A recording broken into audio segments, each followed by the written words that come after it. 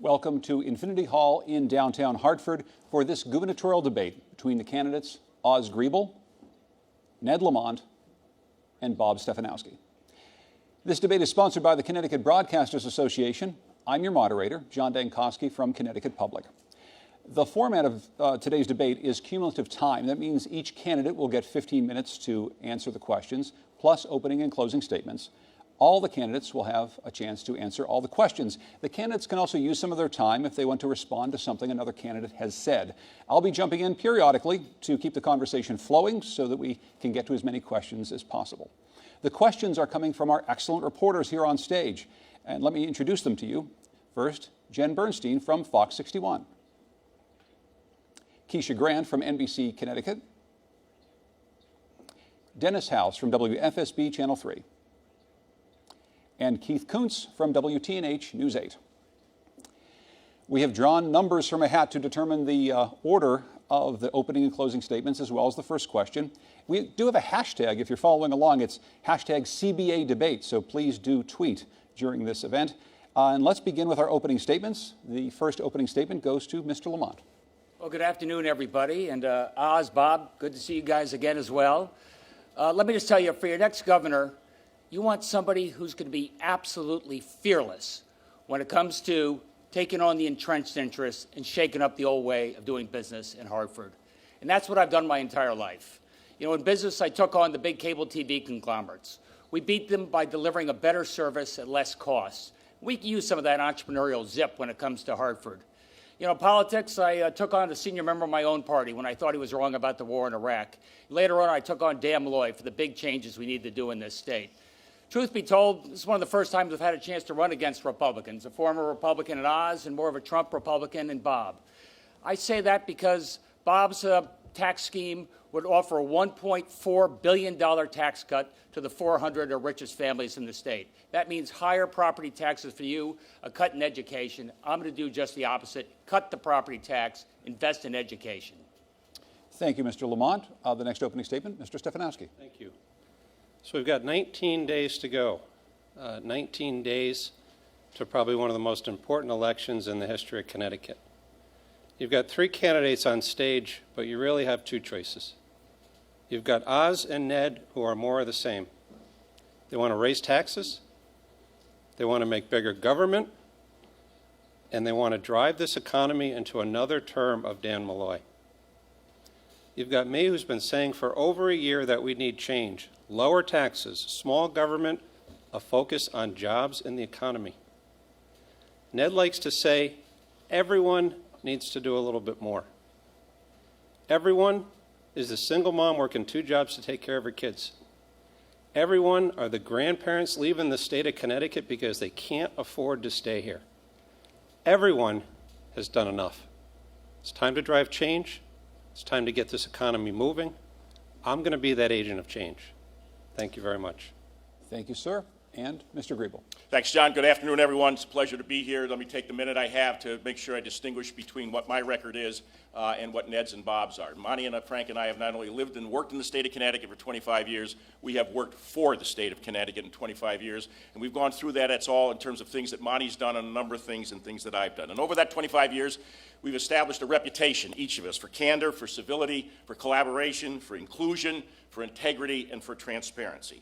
And it's that kind of characteristics, those characteristics that are required to not only promote this state's significant asset base, but to attack these very serious fiscal impediments to returning Connecticut to national preeminence. And only an independent governor and an independent lieutenant governor, not beholden to a party, not beholden to dogma, can bring both parties together, the moderates in both parties and the private sector together, to work in a collaborative way to attack the fiscal impediments we have and return Connecticut to national preeminence on all quality of life matters.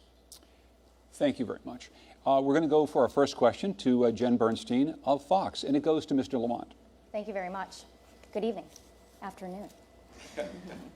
Well, back in 2016, the Syrian refugee crisis was really at its peak. A Syrian couple and their 5-year-old son were given clearance to come to the U.S. after waiting for 3 years. Then Indiana Governor Mike Pence closed the door on this family. Governor Malloy accepted the family. If you were in Malloy's position, what would you have done? I would have accepted that family. I think this is a state that welcomes. This is a state with open arms. And this is not a state where Trump values, we keep people out, we put up a wall, my way or the highway. That's not the way I would do it at all. I would tell you that I say, as I go around the state of Connecticut, which I do a lot these days, there are a lot of people that don't feel like they belong. There are folks who after Charlottesville felt that this was a country that didn't really understand people like them. It was folks that felt after mothers being torn from their kids in the Rio Grande felt that this was a state or a country that didn't understand people like them. Just last week with the Kavanaugh hearings, I heard a lot of women, young women, say, I don't think this is a country that understands people like me any longer. So I want you to know that as governor, I am going to be welcoming. I support strong borders. I support legal immigration, but I also respect the diversity, which is what makes this state extraordinary. So I want to be a governor who's welcoming to each and every one of the folks that want to come to this state. I'm going to make sure that they have an opportunity to learn. I'm going to make sure they have an opportunity to become good tax-paying members of our community. Mr. Griebel? Thank you. Yeah, Jen, I would have done the same thing as Governor Malloy. I think what's happened with the federal government with the lack of 30 years of the Congress and presidents failing to adopt appropriate immigration laws has put the states in an untenable position. Having said that, respect for the individuals at the core of this country. It's at the core of Connecticut. It's at the core of our campaign and our administration. The notion of supporting appropriate security along both borders, obviously it's a federal issue, but certainly we support that. But the notion that every person who's in this country is protected by the rule of law is important to the Griebel-Frank administration, and it's the way we would handle situations like that when they come up in the future. Mr. Stefanowski? I do think we should support people that are here legally. The diversity of our state and our country is one of our biggest assets, but I don't think sanctuary cities are the way to do it. We cannot pick and choose what federal laws we decide to enforce and which ones we don't. It's a slippery slope. If you want to change the law, we should change that, but for the time being, we need to obey the law as written. Mr. Stefanowski, would you have accepted that family? I'm not familiar with the circumstances, but my gut would be yes. Do we have time for a follow-up to that? Yeah, please. Okay. So we were just talking about refugees who are here legally, talking about folks who are here illegally. We have people, as we speak, holed up in churches right now. I know Mr. Stefanowski just touched on this with sanctuary cities, but what side of the fence would you be with people who are scared about being deported? Mr. Lamont? I'd err on the side of being generous. These are people who are fleeing persecution. They're fleeing warfare. That's just what our country has meant all along. Not people who are abusing the system, but who are fleeing for their lives. So yes, I would be welcoming in terms of that. These poor folks, the guy that's in the church in New Haven hasn't been able to see his child in quite some time right now, an Hispanic individual that's fearful that he's going to be deported. I think this is a state that is welcoming. We honor the rule of law, but a state that's welcoming. Oz? I would just say that I'll repeat what I said a minute ago, that everybody in this country is entitled to protection under the rule of law. So ensuring that there's adequate legal representation for everyone in any kind of a deportation matter is absolutely critical. This issue of being humane is at the heart of this state. Yes, I understand the point that we've got to honor we have to cooperate with the federal government. But the notion of making sure that people are treated humanely and have the protection of law, to me, are the key of how to deal with these very difficult issues that Congress has punted on for the better part of 3 decades. Could I just ask you, Mr. Stefanowski, to just clarify your position on sanctuary cities in the state, given that municipalities have an opportunity to in some ways, enforce laws the way they see fit with their police force? Yeah, again, I think the law is pretty clear. The law should be enforced. And I agree with both these gentlemen. We shouldn't be ripping families apart. We need to have empathy. We need to try to do the right thing for people here, but we need more control over immigration to begin with. We have to exercise some balance and some reasonableness, and we have to run the state appropriately. Thank you very much. Our next question is from Keisha Grant of NBC Connecticut, and it will go to Oz Griebel. Thank you. This question comes from the youth at Hartford Communities That Care. We know people of color face inequities every single day when it comes to educational opportunities and higher incarceration rates. especially among young black men. What type of innovations do you advocate to try to tackle this problem? Well, the best thing I think a governor can do, Keisha, on a number of these things is engage the people who are engaged in this work, and that's things like Project Longevity that's been implemented here in Hartford and New Haven and in Bridgeport, making sure that there is that those programs are appropriately funded so that we reduce the incidence of violence. We know that we have to engage the faith community in many of these cities because they're often the glue that keeps families together and provides the leadership and the inspiration for folks there. And we have to have honest conversations about how we're funding education across the board. We all know that if you're not reading by grade level, by third grade, your likelihood of incarceration goes up dramatically. At the same time, we've got on the other end, when someone has been incarcerated, give Governor Malloy a lot of credit for the Second Chance program, making sure that we're partnering with the Department of Corrections. I think Commissioner Semple has done a very admirable job of moving things in that direction so that when people are paroled, that they're coming back with skills and they're coming back to an opportunity to earn a livelihood for themselves, earn a livelihood for their families, so that the likelihood of recidivism drops dramatically. Those are a number of things. You get into the school issue, which may come up in one of the latter questions, how we get at that on a number of fronts. How we take a look at things like charter schools, which give parents choice and things along those lines. It's a little farther afield, but all these issues are integrated at the end of the day. You just don't slice off one aspect like the prison system or one aspect like the education system and say, all we're going to do is pursue that. You've got to bring the right people to the table to understand how, and particularly in an urban neighborhood where maybe children don't have two parents, or their parent hasn't gone to school, or this neighborhood isn't safe. This has to be done in a much more comprehensive, sustained way. Build on some of the successes of the past, but then keep moving in that direction. Mr. Stefanowski?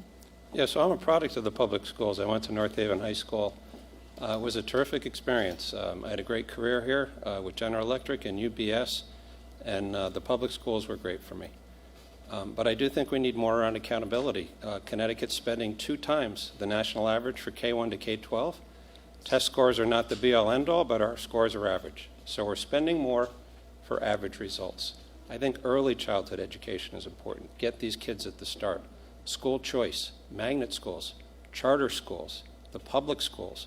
But again, the best way to fund education in this state is not more taxes.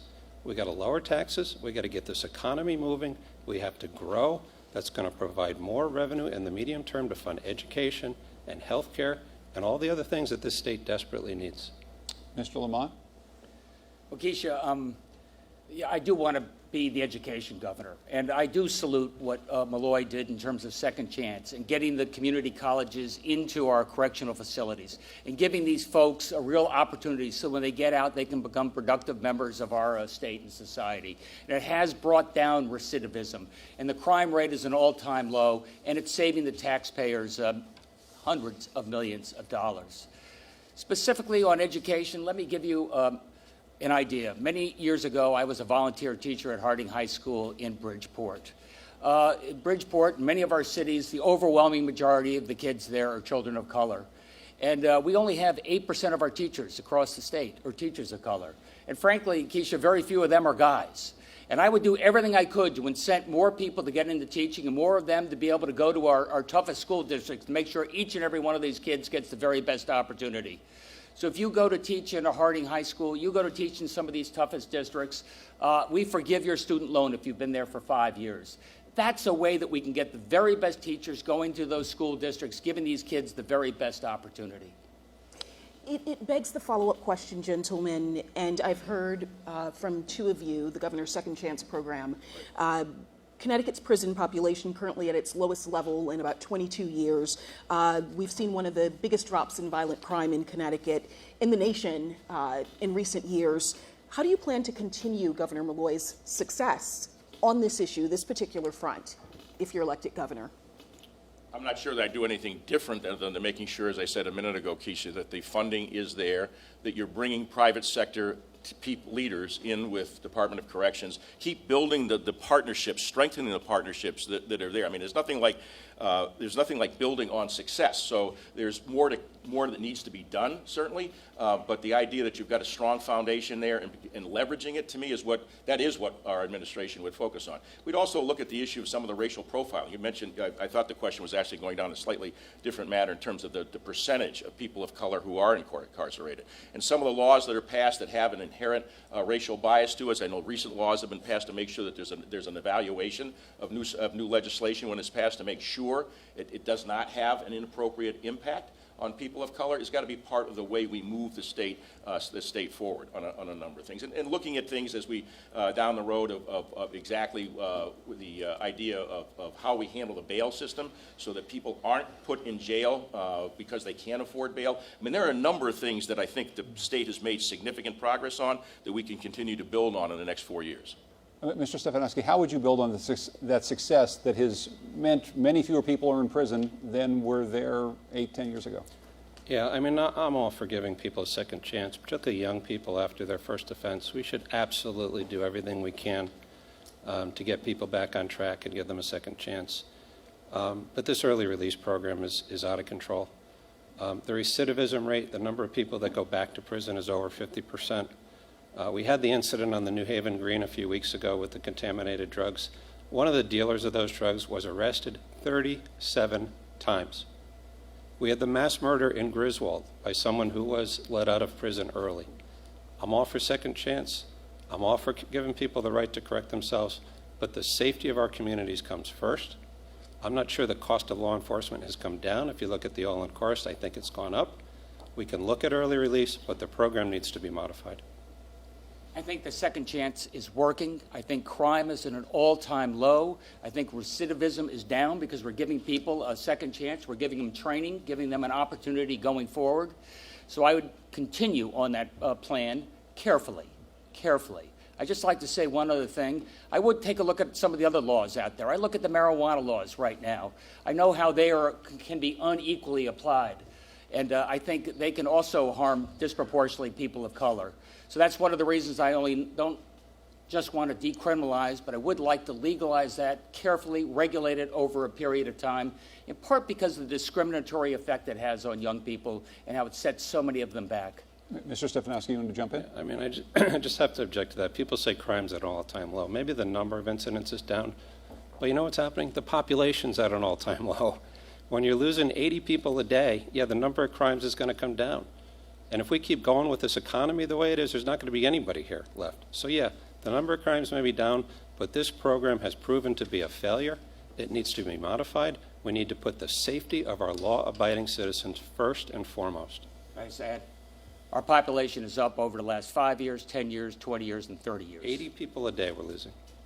Adding even more. Because of the economic policies at Dan Malloy that you want to continue. Or even coming into the state. We go on forever. We could actually go on forever. Keisha, did you have any other follow-ups? No. Okay.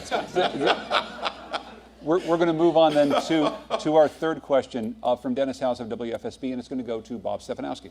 Thank you, John. Gentlemen, Governor Malloy has appointed dozens of judges and several Supreme Court justices during his 8 years in office. With the mandatory retirement of Justice Richard Palmer in 2020, you, if elected, will have to appoint his replacement. Are there any names of candidates you have in mind? And what kind of justice would you nominate? And how does your philosophy on the judicial branch differ from that of Governor Malloy? Well, first of all, we need to look at the total number of judges. There's a lot of vacancies throughout the system, and just because there's vacancies doesn't mean we need to fill them all. At UBS, I used zero-based budgeting, and it was not a quota system where we had to fill roles, so we need to look at the number. In terms of appointing the next judge, we need to find somebody with the appropriate legislative experience. It's not the formal general counsel to the governor of the city, of the state. We need someone with high integrity, we need somebody smart, and we need somebody who will interpret the Constitution as it's written, not be an activist judge that's going to try to rule from the bench and change law. We need to follow the Constitution as written, we need to have discipline, and we need to have quality judges with integrity. Ned Lamont?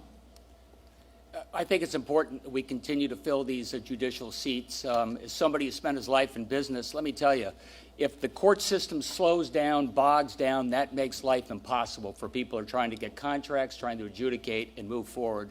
And I would say, look, I would cast a wide net in terms of the folks I look for as judge. I want people of integrity. I want people who know the system.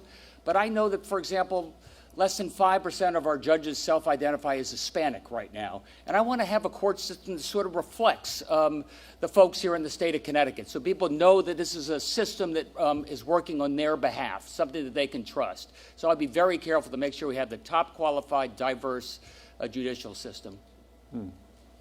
Dennis, I don't have any names involved. One of the great strengths, the many strengths of this ticket, though, is that Monty Frank is a past president of the Connecticut Bar Association. So clearly we would reach out to the Bar Association to identify candidates that they have. The idea of making sure you throw the net wide to be sure that we're getting the right types of people to take a look at. I don't have a particular judicial philosophy that I know would differ from Governor Malloy's. I think quality people is what you're looking for, someone who's had probably I'd have a bias to someone who's has had trial experience, either as a lawyer or as a judge, so that someone sitting through has a real genuine understanding of many of the issues that will come before the Supreme Court from a trial perspective and from an appellate court's perspective. But the beauty of this ticket, as I said, is that that's one of the things that Monty has done. He has been involved in background in looking at candidates for judgeships. I don't think necessarily in the Supreme Court, but on the Superior Court, and that's a great asset that he brings to this ticket, and it'll strengthen our ability to identify the right person, ultimately to submit to the legislature to replace Judge Palmer. As you know, Governor Malloy's first choice for Chief Justice of the Supreme Court was voted down. Was that the right move? Yes. Why? Didn't have the right legislative experience, was the governor's chief counsel, was an activist judge that wasn't going to follow the Constitution. It was the appropriate thing to turn him down. I think it was the wrong decision. I think he was highly qualified, and we should stop playing politics with these nominations. The best thing I can say, Dennis, is you need to count the votes in advance. I think they've gone through that process was harmful across the board. And if you don't have the votes in hand, I would not have nominated them to begin with. One more? Absolutely. You've all talked about budget cuts if elected governor. Will there be cuts in the judicial branch, and where would they be cut? I think if you look at total cost in any of these branches, Dennis, taking a look at, and I'm not an expert in terms of staffing across the board, but looking at the openings we have today, does every opening have to be filled? I also, one of the things that I think we have to look really hard at across the board, not just in the judicial branch, is the qualification for lifetime pensions. For serving after brief period of time. You come in after mandatory retirement 70, you're there a couple of years. I believe you don't even need to be there 10 to get the bulk of the pension, the health care. I think these things are the cost of the state have to be looked at. In terms of the equity and whether we've got the right number of judges, I would want to work with Monty, work with the Bar Association to say, do we have the right number of judges in here? If we don't, do we need to fill all the open slots that are currently there?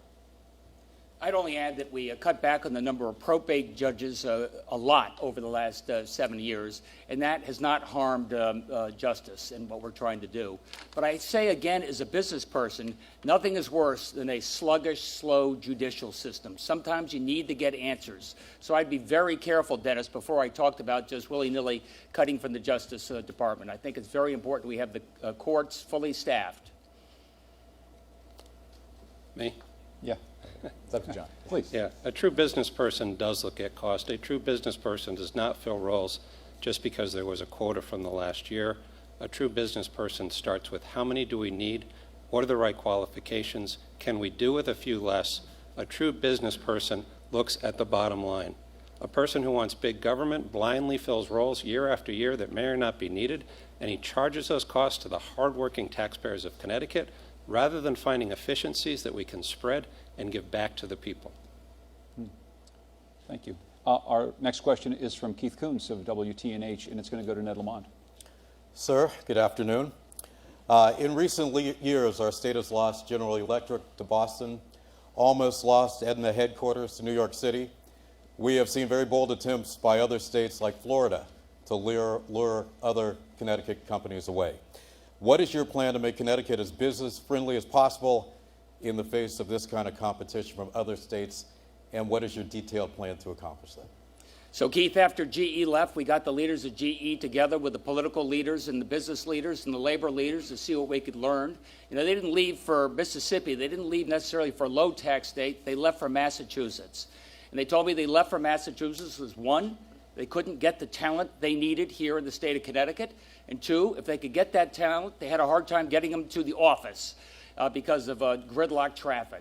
So two priorities I heard coming out of that meeting is, one, make sure you work every day with the major employers in the state, as well as the small business. Make sure we're training people for the jobs that are out there right now. We have tens of thousands of jobs that we can't fill. Shame on us because we're not training those people for those jobs. That was one of the reasons that I was so happy when we were able to attract Infosys, a major IT company, to come right here to Hartford and training people with IT skills. And that's one of the many reasons that Aetna turned around the moving vans. Number two, you need a governor who's going to be serious about fixing our transportation system. We have gridlock in this state right now. And what I'm going to do is we can't rely on the gasoline tax anymore. That's become prohibitive.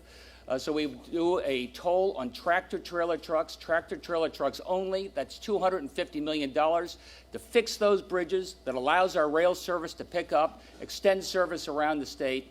Two things that were so important to GE.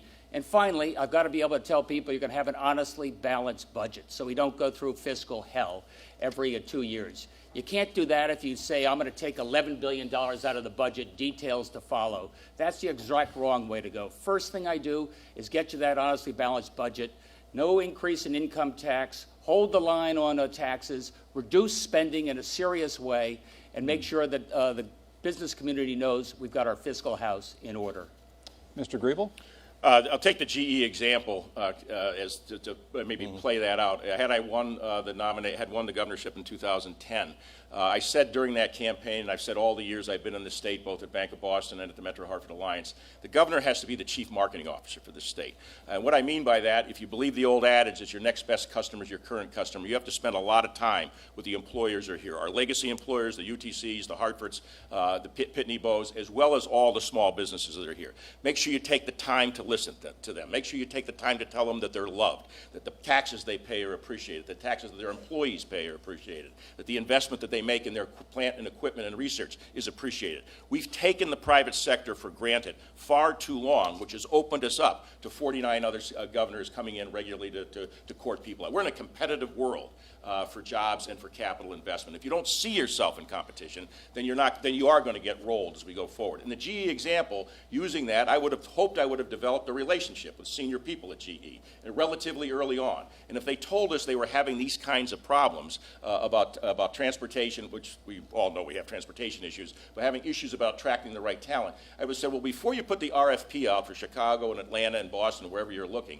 let's sit down and take a look at it. We'll buy your property in Fairfield.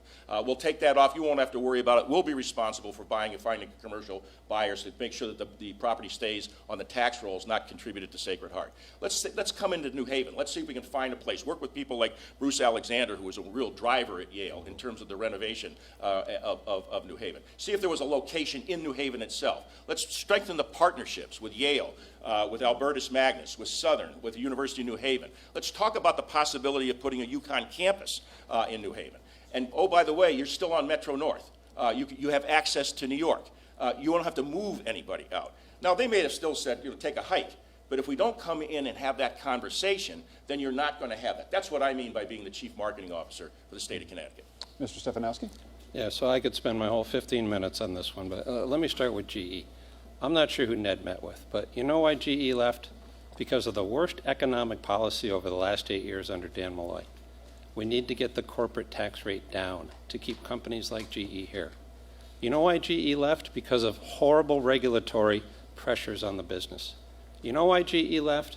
Because when Dan Malloy came out for the final meeting with GE to try to convince them to stay, he started the PowerPoint presentation with a picture of a jet engine. And unfortunately, it was a Pratt & Whitney jet engine, not a GE jet engine. You know why GE left? Because they didn't have a business person leading this state. Look at what Charlie Baker has been able to do in Massachusetts. We need a business person to run this state, not another politician. Let me touch on emphasis for a minute. Mr. Lamont loves to brag about emphasis, how he brought it to Hartford. I'm not sure if you saw the New York Times article this week, Mr. Lamont. Emphasis made $2 billion last year. And he asked the taxpayers of Connecticut to pay $14 million to incent them to come to Connecticut. Emphasis was slapped with the largest fine in the entire country for bringing people in illegally on H-1B visas, putting people in Connecticut out of work. The people are training people from overseas to come in. They're taking over their jobs, and we're putting Connecticut people out of work. Finally, on tolls. I've got one guy on the left that wants to toll people that carpool in the HOV lanes. That's the idea. Let's toll people who actually carpool. I got a guy in the middle that just wants to put tolls on out-of-state tractor trailers. Do you really believe, if we go through to all the trouble to get tolls approved and put up the technology, that every worker in Connecticut is not going to be going through 2 or 3 tolls on their way to work? And by the way, that same philosophy is being litigated in Rhode Island right now because it's against interstate commerce. No tolls, lower taxes, skilled workforce, a business person running the state. That's what we need to do to keep companies like GE in Connecticut. Would you be totally against offering a tax incentive to a company that was considering leaving the state of Connecticut as an incentive to stay? Is that something you'd consider? We have to start playing offense, Keith. The problem with our governor is he waits for somebody to decide to leave, and then he tries to bribe them to stay. We need to lower our corporate tax rate. We need to reduce regulation. We need to get our infrastructure going. We need to work with the community colleges and the trade schools to get the skill sets that people need. But you can't do that overnight. Well, we can start very quickly, and we can reduce that corporate tax rate, and we can give companies and businesses a way to be here. We can get growth going again in this state, but it's not by putting yet another tax, yet another toll on corporations and people in our state. We've proven it doesn't work over the last 8 years. These guys are more of the same. I'm going to change it. Oz, I think you're next. I know you want to jump in, but Oz, you're next in line. Would you like to? I answered the question. Yeah, okay. Ned Lamont, did you want to respond? You did. I asked a follow-up about would you be willing? If the question's in the first 5, no, I'm not in favor generally. The first 5, I think tax dollars ought to be invested in transportation and education that's available to everybody. What about tax incentives as I a way of think keeping given the a company 4.6 that's considering leaving to stay here? The only thing I have to say, you have to have an honest discussion about what the impact of that is in 2 ways. An impact, we got a $4.6 billion operating deficit that hasn't come up yet in this conversation, and you're going to give it an entity another tax break. Well, where is the money going to come from to offset that? And I'm also very concerned, given the history of the last 10 years, that when you give one entity a tax break, the next company's coming in, where's mine? And I've heard it in the 10 years I've been here, over the last 8 to 10 years. The other thing, just quickly, I know this time is so precious. God, it fleets away. The HOV lane, with all due respect to Bob, my point about tolling the HOV lanes is as a pilot. And obviously, those of you come in carpools, we'll make sure we find a way that you're not penalized for that. The idea, if we don't have a serious discussion about funding our transportation infrastructure, when we've stolen the gasoline tax out of the Special Transportation Fund for 15 years, we've got real problems on our hands. And if we're not willing to have a serious discussion about how we're going to fund it, some of these problems are going to come back to bite us, not just in the economic world, but there could be serious safety issues involved. So to me, this notion about just poo-pooing because it's a cost when a toll is assessed against everybody who drives through Connecticut, not just Connecticut residents, to me is a big deal. We got a pilot over here. We got out-of-state tractor trailers here. And you have no here. solutions, Bob. Trust me, ladies and gentlemen. Oh, yeah, and trust me. Gentlemen, please, I want to go to Mr. Lamont, who raised his hand. Through tolls all day long. Thank you for a second. Thank you Mr. for Lamont, that. go ahead. Let me just mention to Bob that when GE moved to the state of Connecticut, we had one of the highest corporate income tax rates in the country. It is down from where it was back then. So for him to say everything is related to the corporate income tax is wrong. For him to say we're going to eliminate the income tax and turn it back to the way it was before 1990, back when we had one of the highest corporate income tax rates in the world. Taxes are important, but so is transportation, so is education, so is getting it right. And by the way, the incredible disrespect I just heard about a company called Infosys. It's an amazing company. They are training hundreds of people right. Can I just finish if you don't mind? Residents by the day. If you could just let me finish, I'd appreciate it. They are training hundreds of people right here, get up to 1,000 people, Connecticut people for Connecticut jobs, making sure that this state has the folks with the IT skills they need to continue to attract good-paying businesses to the state. So to disrespect, one of the leaders of Infosys is right here, right now. So to hear what could be the next governor of the state diss them and diss what they mean to the state is not a way to open up the welcome mat to new companies. I've had calls from and emails from 3 to 5 people over the last few weeks, people that are training people who have come in from overseas. They're training them for 3 to 4 weeks. Then they get an exit package. They leave, and the person from overseas takes their job. Unfortunately, it's a fact, Ned. Mr. Lamont, just very quickly to Keith's follow-up question. Would you extend tax incentives to companies like GE to try to keep them here? Charlie Baker, that he mentioned before, Massachusetts put a big tax incentive on the table for GE to take. Would you do the same sort of thing to keep companies here? We don't lead with that, and that's our problem as a state. We're sort of leading with the incentives, leading with the giveaways. That's no way to keep and attract good businesses here. You know, when we were competing with Rhode Island for emphasis, you know what Rhode Island said? Rhode Island said, we'll match any incentive that Connecticut puts on the table. Now let me tell you why you ought to be in Rhode Island. That's how we compete. Have the best trade workforce in the world. Have our fiscal house in order, and make sure we have a transportation system that works. We're going to have time maybe for our panelists to ask another quick question in a moment. I want to get to something with Oz Griebel quickly. Oz, I'm sure that you and the rest of Connecticut read this report from the UN Intergovernmental Panel on Climate Change last week. Right. It basically says that climate change is becoming a bigger problem even faster than we thought. Right. Yale has studied this, and when they look at how people feel about climate change, about 60% of people in Connecticut think that the governor of the state should do something about it. What do you think the governor of the state should do about climate change? Well, I think there's certainly issues around the shoreline. We're working with our property and casualty companies with UConn at Avery Point. I mean, I don't quote me because I'm sure I've got this number somewhat wrong, but we've got rising sea levels right along our shoreline. And we've had the last 2 major storms. Is the policy to rebuild there? I think that needs to be a serious discussion.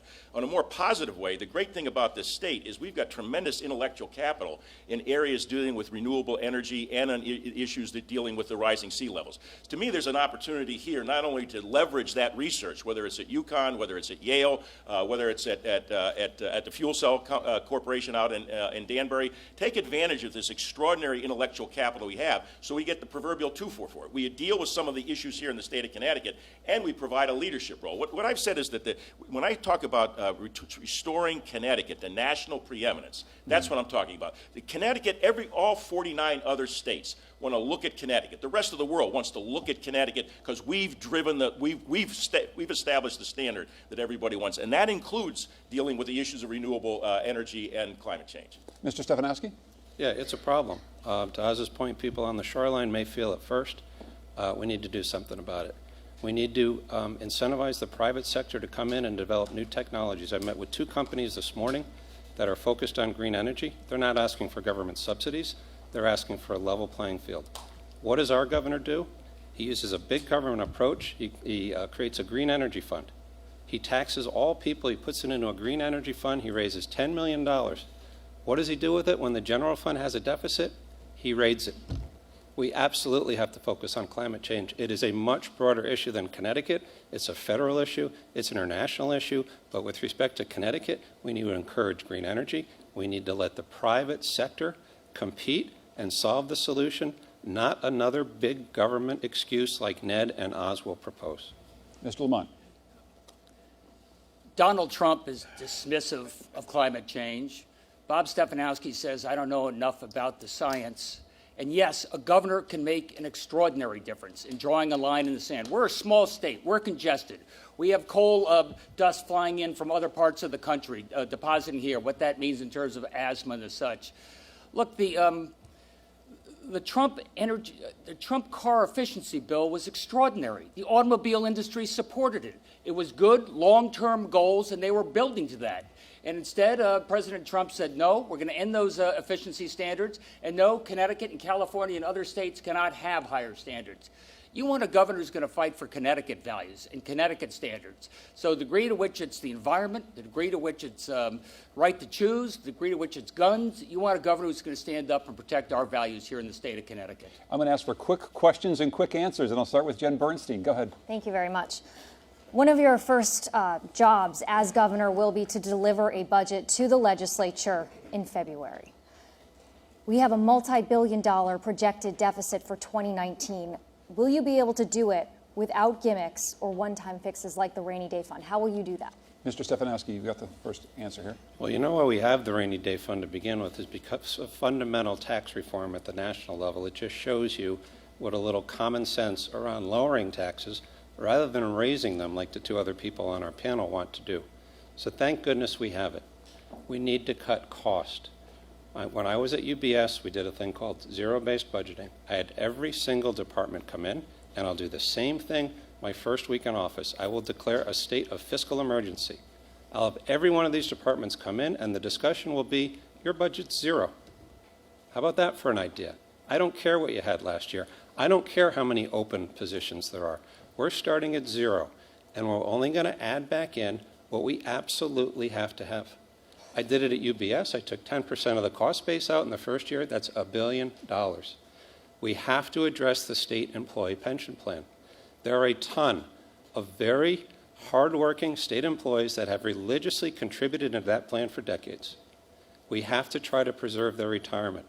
But on the other hand, I am not doing the state employees any benefit. I'm not doing the state of Connecticut any benefit by ignoring that we have a $100 billion problem like Mr. Lamont wants to do. Those checks are going to start to bounce. We need to have security for existing retirees. Maybe we also offer a defined contribution plan, but we need to attack that. The third thing, Jen, is we need to reprioritize. Look at what Governor Malloy did with the bonding a few weeks ago. He bought a property in Orange, Connecticut for $5 million that was worth $500,000. How does that happen? A business person doesn't do that. How does he have the authority to do it? That's what's driving the taxpayers of Connecticut crazy. They don't mind having tax money taken if it's used for good purposes, but they hear this story. So we'll reprioritize. We have a bus, and I go on for hours. We have a bus from Britain to Hartford that costs $600 million for a 9-mile bus route, $1,000 an inch. You know how I'm going to get rid of that budget deficit? We're going to start to run the state of Connecticut like a business with budgeting, accountability, and responsibility over your money. Mr. Lamont? Well, let's get back to your question, Jen. Are we going to be able to solve this without resorting to a lot of one-shot deals and gimmicks? And both Bob and Oz have talked about using the rainy day fund.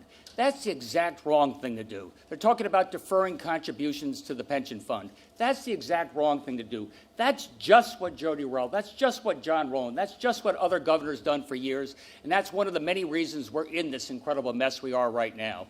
First thing you do, and you find yourself in a hole, stop digging. Bob Stefanowski, another $11-12 billion cut. He says, I'll pay for it with zero-based budgeting. You have to have a budget ready to go in about 110 days, Bob. And right now, your zero-based budgeting is zero. It's a blank piece of paper. That, you want to know what makes the business community nervous, is knowing that we could have just more of this fiscal ineptitude and fiscal turbulence, the same type of thing that's cost this state for so many years. I'm going to be the one person that gets there and deals with the structural deficit head on. I'm going to deal with the health care and do what I can to bring down the cost there, especially when it comes to pharma. I'm going to work collaboratively with labor and look at the pension fund, find a way to stretch that out and do something on the asset side so you know what our obligations look like and we take care of that in a serious way. I'm going to deal with shared services and tough love with our mayors, but make sure you know that we can no longer afford to subsidize inefficiency any longer. Talk about education. We're one of the few states that pays for more teachers outside the classroom than teachers in the classroom. I'm going to do everything I can to give you confidence that I'm going to bring down the high cost of government without raising the income tax, without raising sales taxes, and get it done in that first year. To put it off with rainy day funds and deferring contributions to the pension fund is more of the same that got us into this mess. Just a quick question? You want a quick answer, right?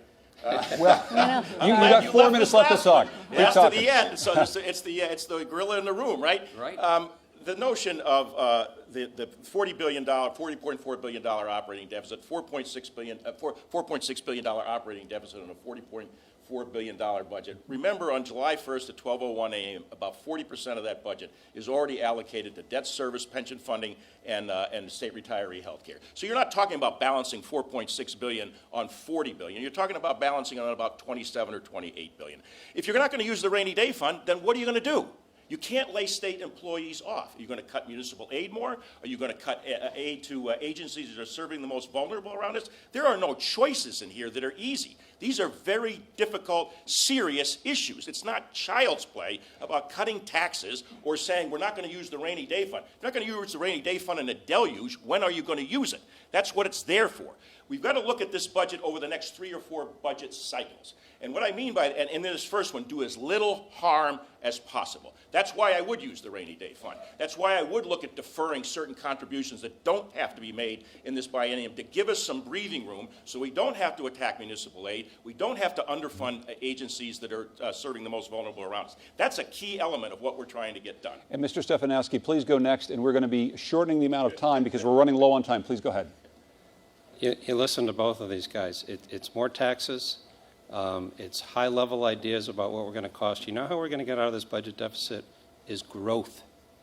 If the state of Connecticut had grown at the same amount as the national economy over the last 6 years, we'd have $12 billion more of tax revenues. We wouldn't have a deficit. And you know why we're growing significantly less than the national economy? Because of fundamentally flawed tax policy. We need to reduce the state income tax. We need to reduce the corporate tax. We need to fight tolls tooth and nail, and we need to get this economy moving. You cannot cut your way to prosperity. No one's ever been able to do it. We got to get this economy growing. My plan gets the economy growing. These two guys, it's 4 more years of Dan Malloy. Bob's plan will stop our economic growth dead in its tracks. It will put us through every 2 years of fiscal hell. We're not going to have a balanced budget as far as the eye can see. And yeah, Jen, we will be papering things over and playing games. That's no way to get this economy going. The Fiscal Stability Commission started out with the words fiscal stability and economic growth. First thing I got to do is reduce the cost of government, hold the line on taxes, and get us to an honestly balanced budget. Then we can start about cutting taxes from there. When you talk about reducing the cost of government, can I just ask you, be specific about what you're going to reduce in the cost of government day one, month one? Day one, I sit down and we find real reforms on health care. That's 25% of the budget, John, 25% of the budget. And as I look at that, I look at both Medicaid and I look at the state employee plan. There are significant savings there. I already mentioned the fact that Massachusetts and other states have brought down the cost of pharma dramatically by going out to bid. We should team with Rhode Island. We should team with Massachusetts and go out and use our purchasing power to bring down those costs. There's one very specific idea that could save us hundreds of millions of dollars. What are you going to do, sir, to cut the cost of government? I got to tell you, 5 minutes ago, we need to fill every open judicial spot we have, whether we need it or not. Now I'm going to cut costs. I don't know what side of the table you're on that. It's very, very hard to follow. How are you going to cut costs in the state of Connecticut? We will have every department come in. We will exercise zero-based budgeting. We have a $40 billion biannual budget. Does anybody in the audience or anybody at home think I can't find 5 to 10% of waste, fraud, and abuse in the state of Connecticut government? Give us a couple of examples. That's $4 billion that we can use to fund a tax cut, we can use to get this economy moving, and we can bring jobs back to Connecticut. We cannot cut cost our way out of this. We have to grow the economy. We've been living with more cost for 8 years. I'm the one who's going to change it. These guys are the same. Jen, quickly. Going to use the rainy day fund? Is that the plan? We'll have to look at it, Jen. We will have to look at it. I'd hate like heck to do it. We'll see how much cost we can take out. But again, thank goodness there was some rational tax policy at a national level that generated $1.5 billion that you wouldn't have today if you had listened to these guys. But didn't a lot of people file their taxes earlier because they were worried about what was going to happen with the taxes? You know why? Because the state income tax is so high and the deduction's going away that they wanted to preload it. The answer to that is not charitable contributions like you're about to hear right now. The answer to that is get rid of this state income tax like every other rational state in the country is reducing. I just want to let you gentlemen know your clocks are going to be stopping at 2 minutes. Ned Lamont, go ahead. I was just going to say that rational tax policy you're mentioning in Washington, D.C. is costing the state of Connecticut over $1 billion with the non-deductibility of state and local taxes. That rational tax policy you're hearing in Washington, D.C. is resulting in trillion-dollar deficits as far as the eye can see. Bob, you ought to remember this. We cannot deficit spend. We have to have a balanced budget. So I know your friend Donald Trump says we can borrow until we're blue in the face. We don't do that in Connecticut, and I'm not going to allow it to happen. Ned, you ought to remember this. Your buddy Dan Malloy has put the highest tax rate in the state of Connecticut over the last 8 years. Our tax independence day is May 3rd. We work from January 1st to May 3rd just to pay our state and local income taxes. It's 2 years longer than any other state in the nation, and it's exactly the economic policy that you want to continue. And Oz Griebel, did you want to add to this? Sure, why not? I can't help myself. You cannot run the state of Connecticut like a business. With all due respect, business principles can be applied, household principles can be applied, but you can't outsource an agency to India. You can't eliminate unprofitable customers. That's not what governors do. Government has to fill the void that private sector can't fill. The private sector is a great ally in identifying ideas as to how to get that done. But the idea that you can run government like a business is preposterous. That's not what government is for. It's there to create the environment for job growth, for certain. But it's there to invest in transportation. It's there to invest in education. It's there to help take care of the most vulnerable around us. So this notion that you're going to cut, the thing we all have to remember, I don't know where you're going to cut in the first 2 years when there's no layoff provision through 2021. Yep, go ahead. Yep, I'm all done. I'm zeroed out. I got the flag you frozen are out. zeroed So out, much time. and I think that we are going to closing statements. Am I right about this? My goodness, we've got 2 minutes before closing statements, and I'm looking right at you, Keisha Grant. A quick question for quick answers. Gentlemen, as the number of people leaving Connecticut continues to grow, so has the need for the state to bring in more young people into our cities to live and work. What role does government have in supporting our cities for that type of growth? Mr. Griebel, go ahead. Two things. First of all, jobs are at the top of the list. What we've said, Monty and I have said, is every decision we make is going to be whether that decision enhances Connecticut's ability to add 200,000 net new private sector jobs over the next 10 years. Growth is the future. We've had no net job growth in 30 years. So jobs are key to attracting and retaining people of all age levels. In terms of the cities, you've got some, I think, to Stanford. We're never going to have a Boston or a San Francisco. We don't have the density for that. But we've got some very good small-sized cities in this, including a place like Middletown.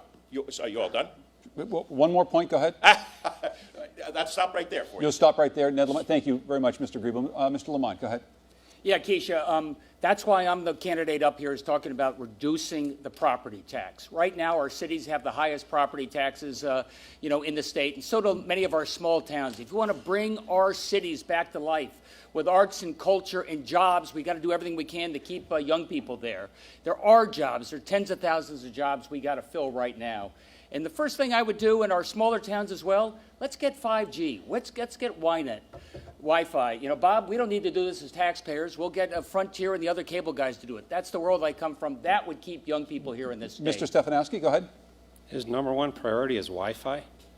I mean, you really can't make it up. He wants to put a statewide auto tax in. You know who I was endorsed by this week? The Connecticut Association of Realtors, 17,000 people. You think if they liked his property tax plan better than mine, they'd be endorsing me?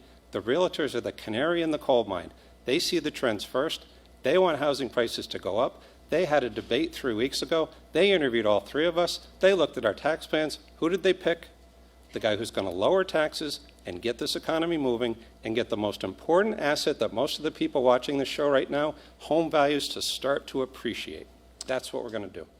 And now we're on to closing statements. And Mr. Stefanowski, we will stay with you. Let me take a deep breath. Take your time.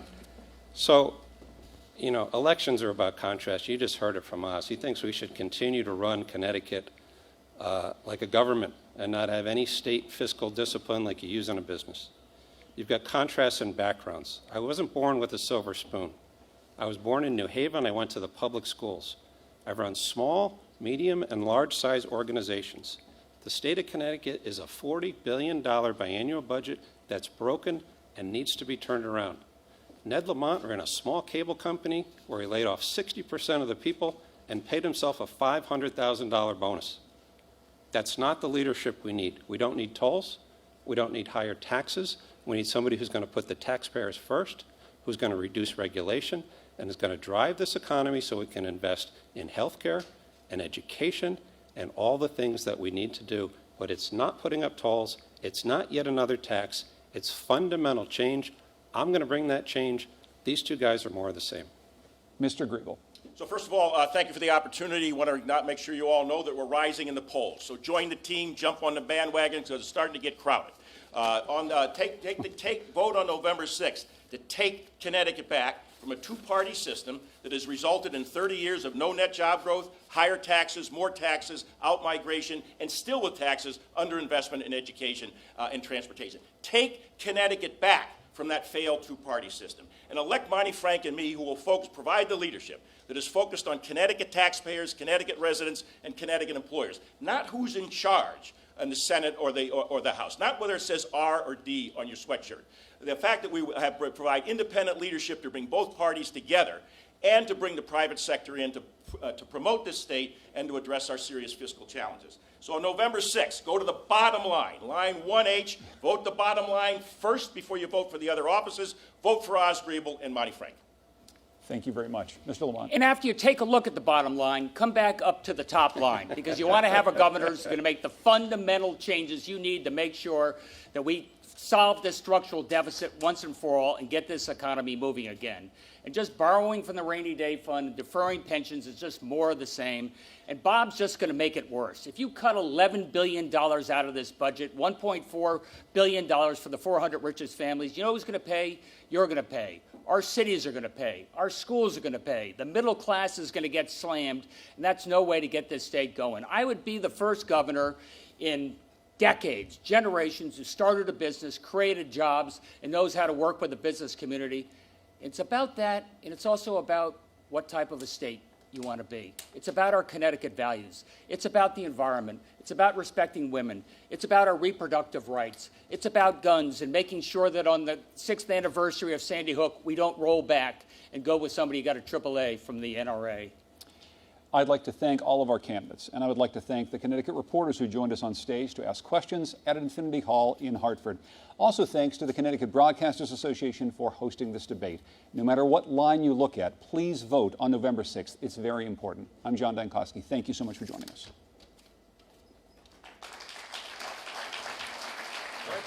Here we go. One to go.